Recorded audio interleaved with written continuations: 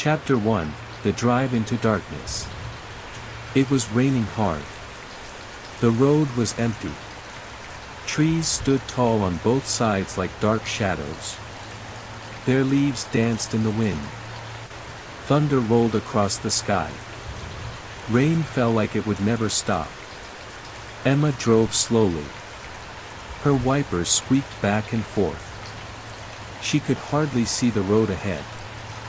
The headlights cut through the rain like weak flashlights. Her hands shook on the wheel. She was on her way to visit her grandmother.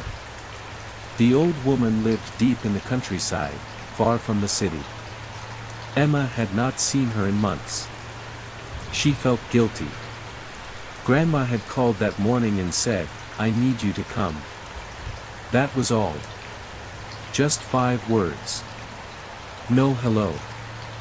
No goodbye. Something in her voice made Emma leave right away. Now, she was deep in the woods, with no signal on her phone. She glanced at the map again. Just a few more miles. Then, she saw it. A figure on the side of the road. A man. He was soaking wet, wearing a dark coat. His head was down. His thumb was out. A hitchhiker. Emma's heart jumped. Should she stop? She slowed down and looked closer. His face was hidden in shadow. She should keep driving. But the rain was so heavy. The man looked cold. Emma sighed and pulled over. The man opened the door and climbed in. He didn't speak. Emma tried to smile. Bad night to walk, huh? The man turned his head slowly. "Thank you," he said. His voice was flat. Emotionless. Emma nodded. "Where are you going?" "Same way as you," he answered. She blinked. "You don't know where I'm going." "Yes, I do," he said. Emma's skin prickled. She turned back to the road and drove. Chapter 2, The Passenger. The man sat still. He didn't move. He didn't speak. Emma glanced at him. His coat was soaked. Water dripped onto the floor. His hands were pale. His eyes stared straight ahead. "Are you from around here?" Emma asked, trying to sound calm. "No." "Where are you from?" "Nowhere." Emma gripped the wheel tighter. Thunder cracked again. The man smiled, but it was a strange smile. "You should not go there." Emma frowned. "Go where?" "To the house." Emma's blood ran cold. "My grandmother's house." He nodded. "She's waiting for me," Emma said. "She asked me to come." "She didn't call you," he said. Emma slammed on the brakes. The car skidded to a stop. She turned to him. "What do you mean?" "She didn't call. She couldn't." Emma's voice shook. "How do you know?"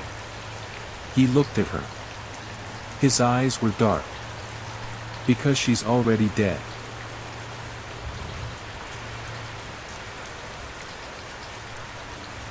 Chapter 3, The Warning. The car moved slowly through the storm, winding through the narrow forest road. The rain was heavier now, as if something above wanted to wash the world away. Thunder rumbled like a monster far off in the sky, and every flash of lightning showed the twisted shapes of the trees. Inside the car, it was cold. The heater was on, but Emma still felt a chill, not from the weather, but from the man sitting beside her. The stranger. He hadn't said a word in miles. He just sat there, completely still, as if he were part of the car. Rainwater dripped from his coat and hat. His hands, resting on his knees, were pale and stiff, like stone. Emma cleared her throat. "So, do you live around here?" The man didn't answer. She forced a smile, though she knew he wasn't looking. You said you were going the same way as me. But I didn't say where I was going. Finally, the man spoke. I know. His voice was dry, like leaves rustling in the wind. There was no emotion in it. No warmth. Emma's smile faded. How? She asked, her voice quiet. He turned his head slowly and looked at her. His face was still mostly hidden by the hat, but she could see his eyes now. Dark. Still. Empty. Because I've been there before, he said. Emma blinked. You've been to my grandmother's house? The man nodded slowly. I used to walk that road. Long ago. Before the rain started. Emma frowned. What do you mean, before the rain started? It's just a storm. The man shook his head once. It hasn't stopped. Not really. Not in that place. Emma looked back at the road. A small sign passed by, one she recognized. They were getting close now. Only a few more miles. Then the man said something that made her heart freeze. She didn't call you. Emma's foot lifted slightly off the gas. She stared ahead. Her fingers trembled. Yes, she did, she said. This morning. I heard her voice. No, the man said calmly. You heard a voice. But it wasn't hers. Emma shook her head. That's not possible. She's gone, the man said. She died 3 nights ago. Alone. In that house. Emma's eyes widened. That can't be true, she whispered. But something in her chest told her it might be. The man turned away from her and looked out the window. I tried to stop others before. They didn't listen either. Emma pulled the car over. Her hands were shaking too badly to drive. She turned toward him. What do you want from me? He didn't answer. I don't believe you, she said. I need to see her. He nodded once, slowly. Then I'll stay with you. Until it begins.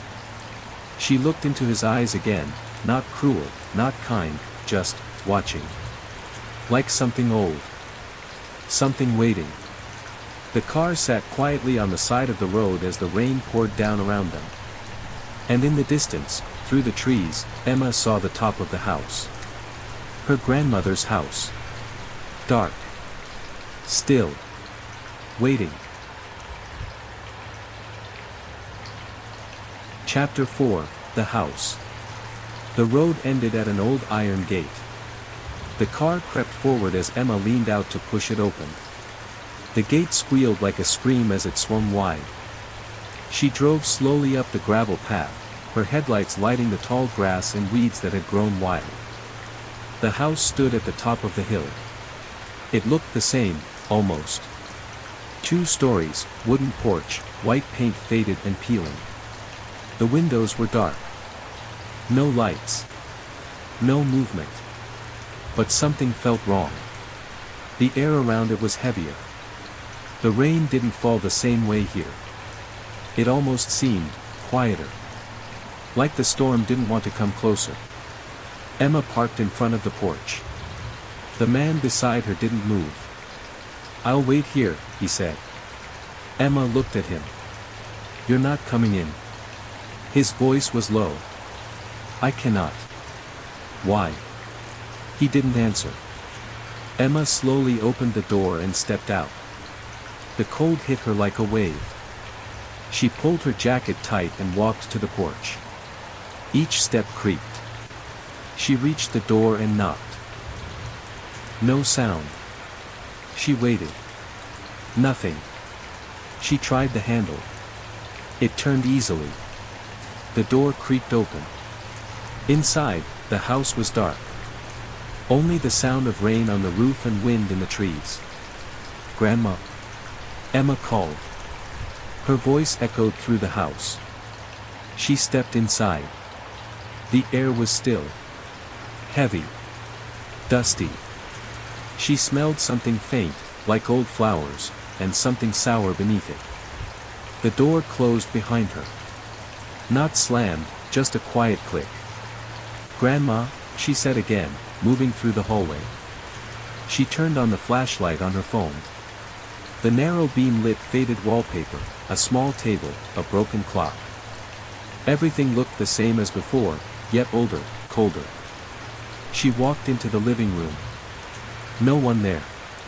She stepped over to the kitchen. Empty. The fridge hummed softly. That was the only sound besides her own breathing. Then, upstairs, she heard something. Step. Then another. Step. Her heart jumped. "Grandma," she called, louder this time. The footsteps stopped. Emma moved slowly toward the stairs. Each step groaned under her feet.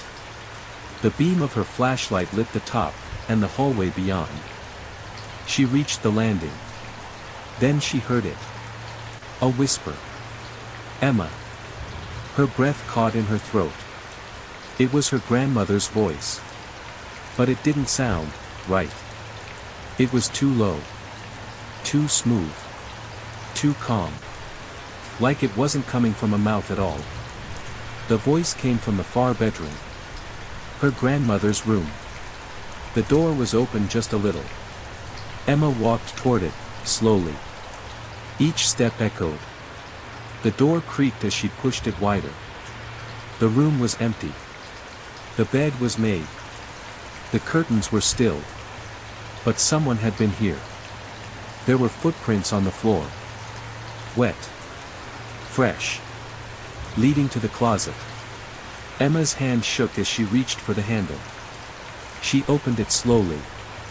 Nothing. Just shadows. Then. Behind her. She heard it again. The voice. "Emma." She turned around. And there, standing in the doorway, was her grandmother. But not really.